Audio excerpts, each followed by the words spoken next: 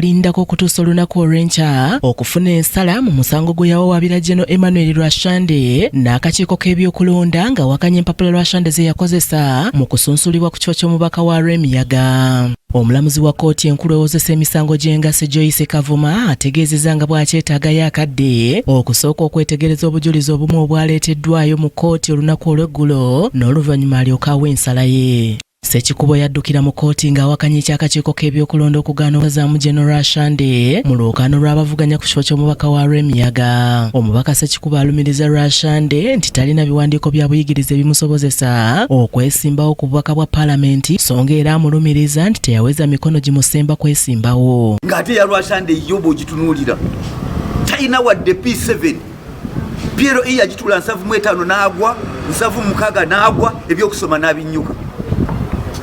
Kakati yego ogamba ntino ye mutuufu tubeere n'obwenkanya mu nsi muno. Wabula bannamateeka b'akakiiko k'ebyokulonda nga bakulembeddwamu Eric Sabiti bategeezezza kkooti nga Ssekikubo bwe yawaaba ng'ennaku ezirambikiddwa mu ssemateeka ziyiseeko era wano we basabidde kkooti okugoba omusango guno. Leero omulamuzi Joyce Kavuma abadde waakuwa nsala ye ku nsonga eno obanga ddala omubaka Ssekikubo yawaaba omusango ng'obudde buyise oba nedda. Omulamuzi okwongezaayo okuwa ensala ye kitabudde omubaka Theodore Ssekikubo. N'olwaleero omulamuzi agambye ensala utenaggwa gwe bayita Jane Francis Abodo yawandiika ng'ayita fayiro yange eva e Masaka kye baategeeza ensi nti bagenderedde banguyeeko emisango gino okugiwuliriza bagisale mangu.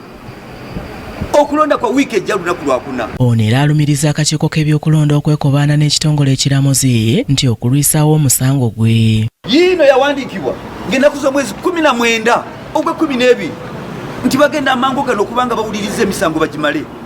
Ni ku ddakiika eno petitioni yange bagijja fayiro e Masaka bagireeta e Kampala ate baŋŋamba ddayo application edde e Masaka ate kati komawo tugenda kugusala ku mande tetwetegese naye ng'ajjukira okulonda kwa wiiki ejja. Mu ngeri y'emu awakanyiza ebigambibwa nti yateekayo omusango guno ng'obudde buyiseeko.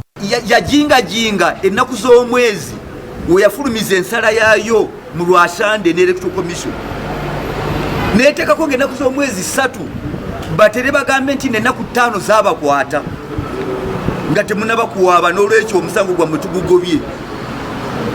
Naye nga yagifulumya Mande nga 8 ate nga 10 ffe ne tuteekamu okuwaaba kwaffe.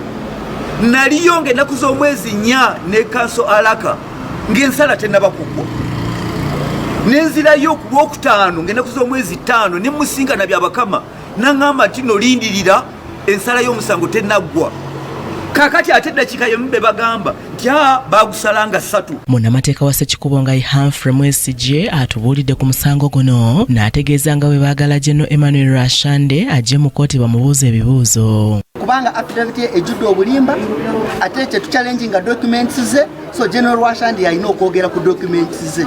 So ensonga lwaki tubadde tubatadde ku notice kkooti bwekkiriza nti apiiru yaffe egende mu maaso n'okuwulirwa General Rwashande abeerewo fenga balooya ba Ssekikubo tumubuuze ebibuuzo affidavit ye. Abalonzi b'e Rwemiyaga balaze nga bwe batiisibwatiisibwa. Ffe Rwemiyaga emirembe gitubuze kuba amagye gatambula misana siga kiro gatulumba misana bagatuyigganya gatugoba mu mayumba gatugaana okutambula n'oba mu mmotoka gakufulumyamu.